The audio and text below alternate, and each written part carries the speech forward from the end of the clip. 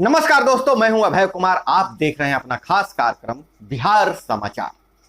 बिहार समाचार में खबरें, बिहार की बातें, बिहार की देश दुनिया की तमाम खबरें जिसे आपको जानना जरूरी है। बिहार समाचार में हम खबर लेते हैं सत्ता के गलियारों से, पंचायत के गलियों से और गांव के चौपालों से, जो आपके जीवन को प्रभावित करता है और आपको जानना जरूरी है।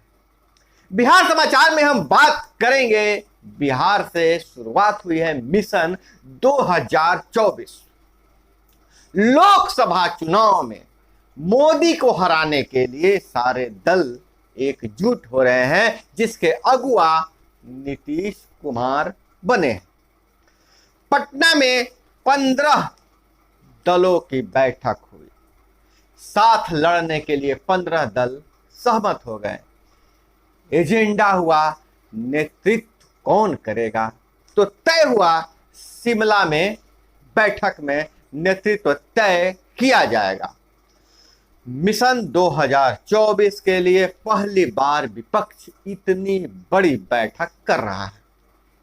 नीतीश की मेजबानी में 5 घंटे बैठक हुई। बैठक में क्या क्या हुआ, कुछ अजब गजब चुटीले अंदाज में लालू यादव ने कहा कि बजरंग बली हमारे साथ हैं, राहुल गांधी आप शादी कीजिए, हम सब बारात जाने के लिए तैयार हैं। और अलग अलग मुख्यमंत्रियों ने अपने अपने बयान रखे। पहले उन बातों पर चर्चा कर ले बहुत ही कम समय में।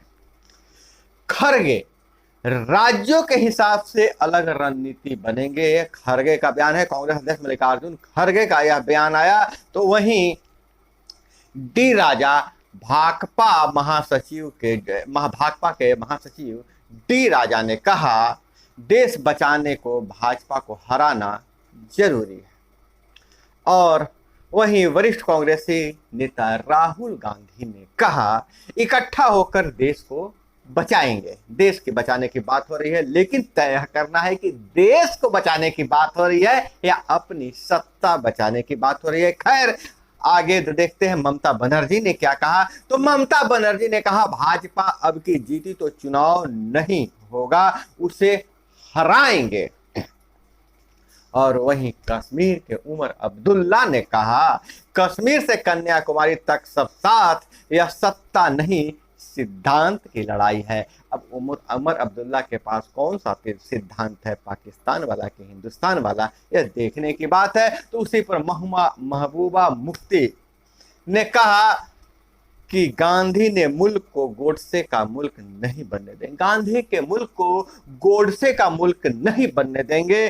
तो मुफ्ती जी इस गांधी के मुल्क को, गांधी के देश को जिन्ना का भी मुल्क नहीं बनने देना चाहिए। खैर, यह मेरी टिप्पणी है। इस टिप्पणी से आप सहमत भी हो सकते हैं, असहमत भी हो सकते हैं, कमेंट में जरूर बताइएगा।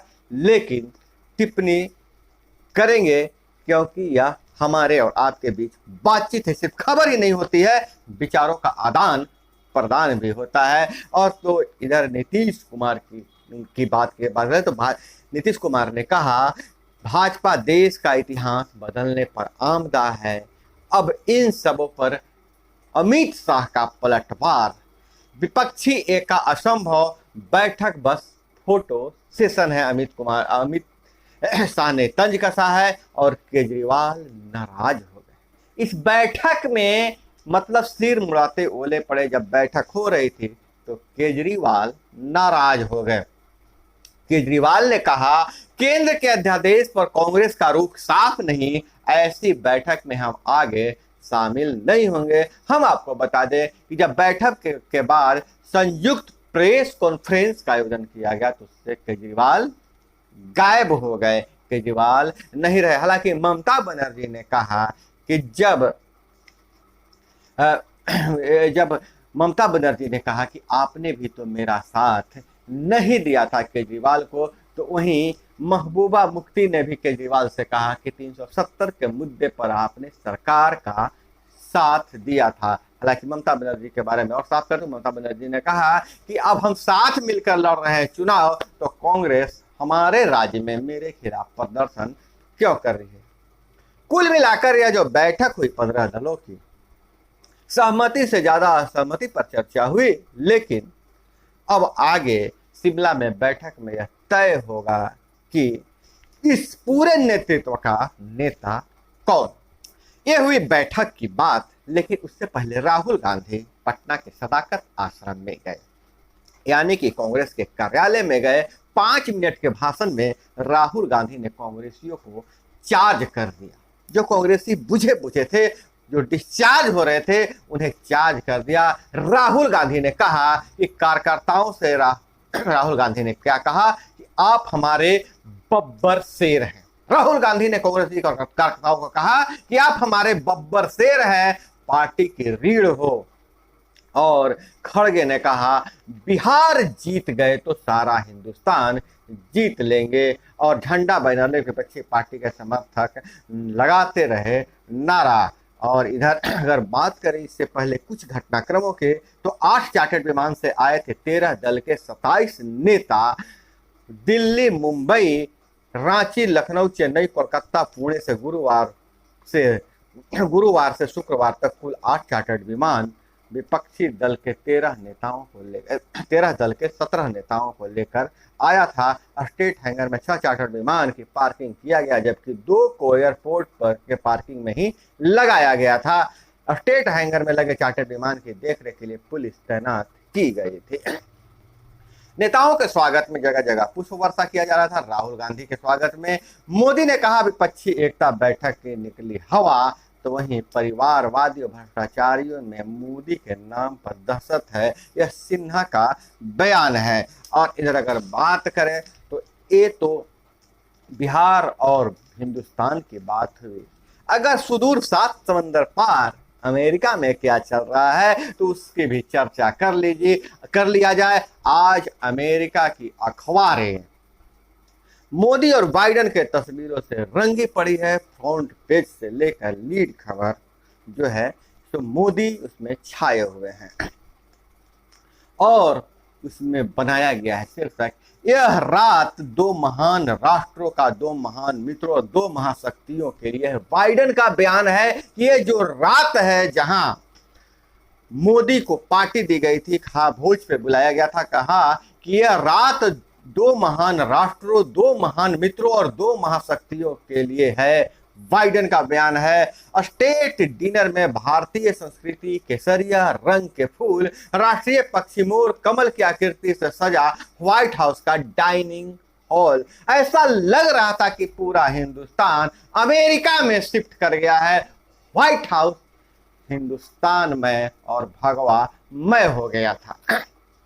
केसरिया रंग के पर्दे लगे हुए थे, राष्ट्रीय चिन्ह मोर का उसमें आकृति बनी हुई थी, कमल की आकृति भी बना हुआ था, पूरा सजा हुआ था डाइनिंग हॉल। स्टेट डिनर में 110 से अधिक भारतीय समुदाय और दानदाताओं को तवज्जो दिया गया है। डिनर डिप्लोमेसी में चीन को संदेश, और बाइडेन ने 2024 की तैयारी शुरू की। हम आपको बता दें कि जब मोदी ने अमेरिका के सीनेट में अमेरिकी कांग्रेस में भाषण दिया तो कुल 17 बार लोग खड़े होकर भाषण का स्वागत किया, 54 बार तालियां बजाई गई।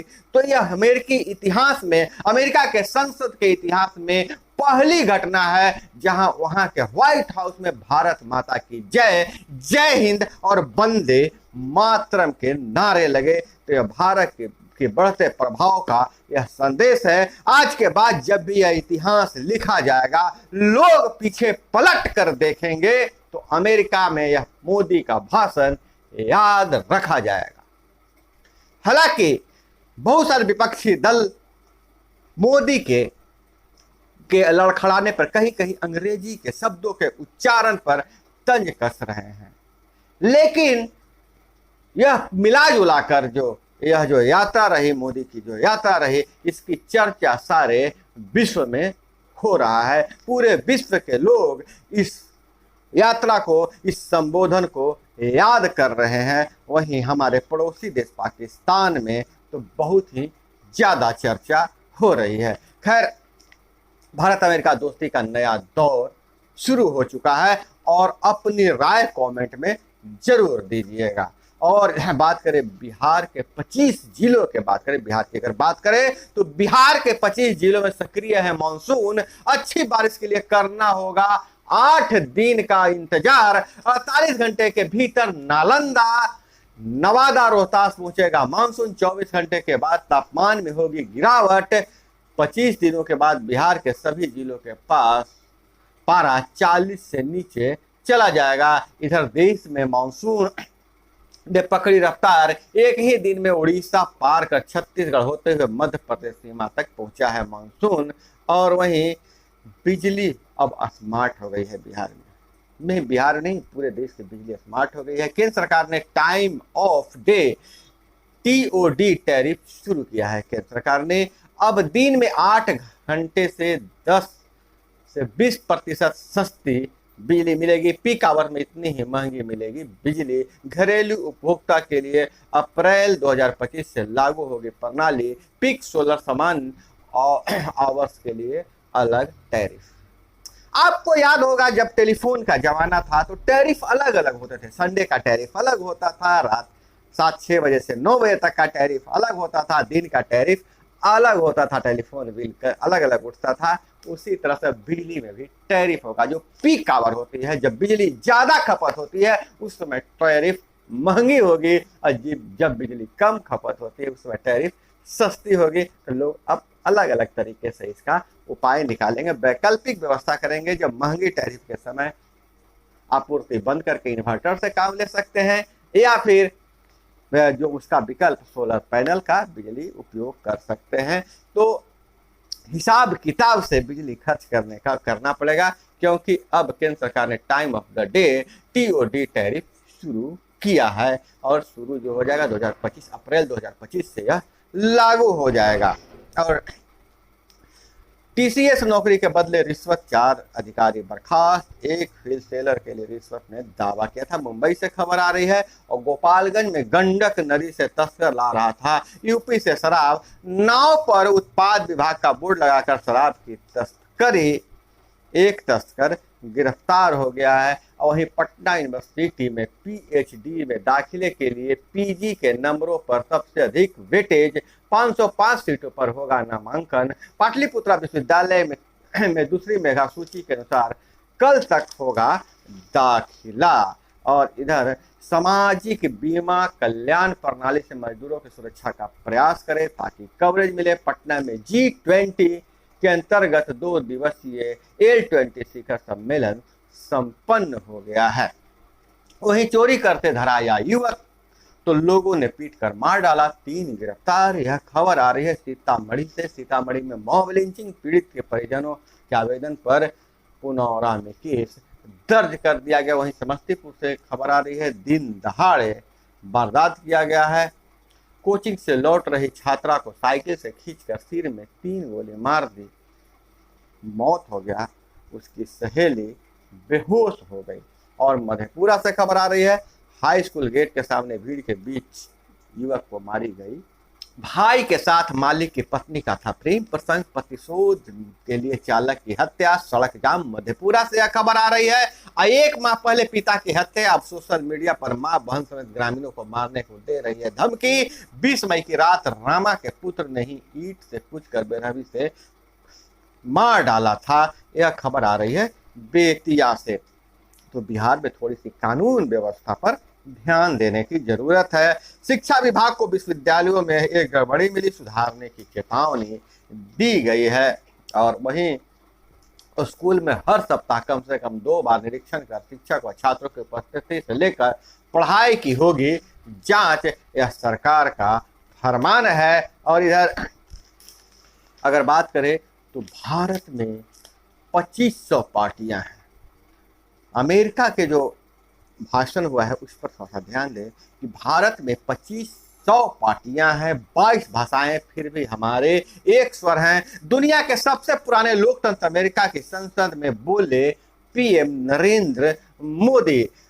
और अर्थनीति पर बोले उन्होंने कि हम 10वें नंबर से 5 पर पहुंचे हैं, भारत जल्द तीसरी बड़ी अर्थव्यवस्था बनेगा। आतंकवाद के मुद्दे पर मोदी ने आईना दिखाया। 9/11 और 26/11 के इतने साल बाद भी आतंकवाद सबसे बड़ा खतरा है। और वहीं सबका साथ 50 करोड़ लोगों को राष्ट्रीय स्वास्थ्य बीमा कार्यक्रम में मुफ्त इलाज की बात बताई। वहीं युवा शक्ति दुनिया के 100 में से 46 रियल टाइम डिजिटल भुगतान भारत में हुए हैं। यूपीआई की बात जहां मोदी जाते हैं वहां जरूर करते हैं, और यह हमारी ताकत है। पूरे विश्व में सबसे ज्यादा डिजिटल भुगतान करने वाले देश हम हैं। कभी हम सपेरों का देश मुझे कह के चिढ़ाया जाता था, हमारे देश को सपेरों का देश कहा जाता था। आज हम डिजिटली रूप से इतना स्ट्रांग हैं कि पूरे विश्व में जितना लेन देन होता है उसका 46% भुगतान हमारा यूपीआई से होता है, डिजिटल भारत से होता है। और चीन की सीमा से लगे 2 गांवों के लोग 60 साल बाद लौटेंगे। उत्तराखंड के उत्तरकाशी जिले के सीमावर्ती गांव में फिर हो गए आबाद। तो दोस्तों, यह थी वो तमाम खबरें जिसे आपको जानना जरूरी था। इसी तरह से खबरों के लिए जुड़े रहिए हमारे साथ। चैनल पे नए हैं तो चैनल को सब्सक्राइब कर लीजिए। वीडियो पसंद आए तो लाइक जरूर कीजिएगा। मिलते हैं अगले वीडियो में। जय हिंद, वंदे मातरम।